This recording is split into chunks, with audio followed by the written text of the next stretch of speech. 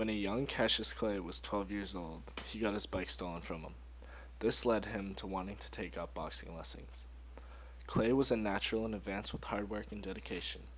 When he was just 18, he won a gold medal at the 1960 Olympics in Rome. He went professional when the Louisville sponsoring group picked him up and financed him. On February 4th, 1964, Muhammad Ali, known at the time as Cassius Clay, fought Sonny Liston. Ali was seen as the underdog and was mocked by Liston. Before the fight, Ali stated his famous quote, "Float like a butterfly, sting like a bee," when responding to why he was so cocky. During the fight, Ali was quick and dodged most of Liston's punches. Ali ended up winning in the sixth round by technical knockout because Liston injured his shoulder. He was then announced the new heavyweight champion of the world. Ali continued to show his dominance in the boxing world when he fought Cleveland Williams on November 14, 1966. Ali landed 64% of the punches out of the 74 punches he threw in the fight. Williams only threw 10 punches the entire fight. Ali knocked him down 4 times before the referee ended the fight early in the third round. Another example of Ali proving himself to be the best is when he fought Ernie Terrell on February 6, 1967. Terrell only called Ali by Clay, refusing to use his new name. Ali viewed Clay as his slave name, so he saw Terrell as being very disrespectful and wanted him to pay for it. Ali, being the better fighter, dominated the fight and began to taunt Terrell. Ali would say, "What's my name?" before throwing each punch. Ali purposely prolonged the fight just to hurt him as much as possible, and was clearly the winner by unanimous decision. Another major fight in Muhammad's career was his first fight against Joe Frazier on March 8, 1971. It was known as the fight of the century. Both Frazier and Ali came into the fight undefeated. They both fought hard during the 15 rounds, but Frazier came out on top, winning by unanimous decision. This is important because it was Ali's first loss. Finally, arguably Ali's biggest fight in his career was his fight on October 29, 1974 against George Foreman. This was known as the Rumble in the Jungle. Ali came into the fight after an impressive win over Frazier in their second fight, but Ali was still viewed as the underdog. Foreman was 40-0 with 37 of his wins being knockouts. He was considered stronger, younger, and more feared. No one thought Ali could win. Before the fight, Ali said, "It is befitting that I leave the game just like I came in, beating a big, bad monster who knocks out everybody and no one can whoop him." That's when that little Cassius Clay from Louisville, Kentucky came up and stopped Sonny Liston, the man who annihilated Floyd Patterson twice. He was going to kill me. But he hit harder than George. His reach was longer than George. He was a better boxer than George. And I'm better now than I was when you saw that 22-year-old undeveloped kid running from Sonny Liston. I'm experienced now, professional. Jaw's been broke, been knocked down a couple times. Bad. Been chopping trees. I done something new for this fight. I done wrestled with an alligator. That's right. I have wrestled with an alligator. I done tussled with a whale. I done handcuffed lightning, throw thunder in jail. That's bad. Only last week, I murdered a rock, injured a stone, hospitalized a brick. I'm so mean, I make medicine sick. Man, dude. Bad. Ain't no doubt. Fast. Last night, I cut the light off my bedroom, hit the switch, was in the bed before the room was dark. Incredible. Fast. Incredible. And you, George Foreman, all of you chumps are gonna bow when I whoop him. All of you. I know you got him. I know you got him picked, but the man's in trouble. I'm gonna show you how great I am. During the fight, Ali used the rope-a-dope tactic to beat him. This strategy was when he would lean against the ropes and use his arms to deflect Foreman's punches. Foreman continued to punch him quickly, becoming fatigued. Ali quickly came back with a combination of fast punches, knocking Foreman out in the 8th round.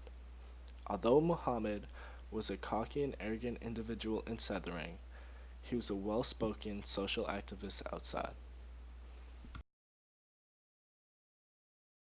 Although Muhammad Ali's feats inside the ring were impressive, his work outside the ring was arguably even more so. Ali was a fervent campaigner for African American and Muslim rights. After his win against Sonny Liston to claim the championship belt, Muhammad Ali formally joined the Nation of Islam. Muhammad Ali then used his stage as a famous athlete to preach inclusion, famously stating, "Hating people because of their color is wrong, and it doesn't matter which color does the hating. It's just plain wrong." Muhammad Ali was also close friends with Malcolm X, a leader within the Nation of Islam and radical reformist. Malcolm X was also one of the only believers in Muhammad before the Sonny Liston fight, saying, "Clay will win. He is the finest Negro athlete I've ever known, and he will mean more to his people than Jackie Robinson. Robinson is an establishment hero. Clay will be our hero." Not many people know the quality of mind he has in there. One forgets that although the clown never imitates a wise man can imitate the clown. These two were good friends until a split within the Nation of Islam drove a rift between them, with Ali siding with Elijah Muhammad and receiving his new name, Muhammad Ali, instead of Cassius X, the name he had used since his induction into the nation. When Ali was suspended from boxing over his objections to the Vietnam War, he toured the country speaking out against racism and injustice. He used the media attention from his role as a conscientious objector to speak out on other issues.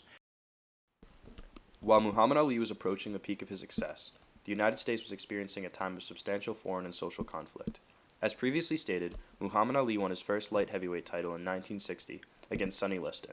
In 1967, Muhammad Ali was drafted to the Vietnam War. Muhammad explained to the press that because he was a minister of the black Muslim religion, he was not obligated to serve in the war. Muhammad also spoke strongly against the draft in interviews to the press. My conscience won't let me go shoot my brother or some darker people or some poor, hungry people in the mud for big, powerful America and shoot them for what? They never called me nigger. They never lynched me. They never put no dogs on me. They never robbed me of my nationality, raped and killed my mother and father. What, I'm going to shoot them for what? How can I go shoot them? Them little poor little black people, little babies and children and women. How can I shoot them poor people? I would just take me to jail. Muhammad Ali appeared to his induction in 1967. His name was called 3 times, but Muhammad Ali did not step forward. Ali was warned that he could be sentenced to 5 years in prison with a fine up to $10,000. Despite this, Muhammad did not budge. The New York State Athletic Commission stripped him of all of his titles and suspended his boxing license. Even through all of this, Muhammad stayed true to his beliefs. In 1967, Muhammad Ali went to court and was found guilty by the jury in only 21 minutes. He was sentenced to 5 years in prison, but was let out on appeal. Later on, a court of appeals upheld Ali's conviction, and Muhammad remained free until 1971, when his situation was taken to the Supreme Court. In a Supreme Court case known as Clay v. United States, Clay being his original last name before he changed his name to Muhammad Ali, the court decided in a unanimous 8-0 decision that Muhammad Ali was not guilty, and eventually Muhammad was lifted of his suspension and given back his titles. Muhammad Ali's perseverance inspired many African Americans during the civil rights movement of the 1960s. New York Times writer William Roden wrote, Ali's actions changed my standard of what constituted an athlete's greatness. Possessing a killer jump shot or the ability to stop on a dime was no longer enough. What were you doing for the liberation of your people? What were you doing to help your country live up to the covenant of its founding principles? Ali more than held his own against students who had a far better formal education than he. I'm saying you talking about me about some draft, and all of you white boys are breaking your neck to get to Switzerland and Canada and London. I'm not going to help nobody get something my Negroes don't have. If I'm going to die, I'll die now, right here fighting you. If I'm going to die, you my enemy. My enemies are white people, not Viet Congs or Chinese or Japanese.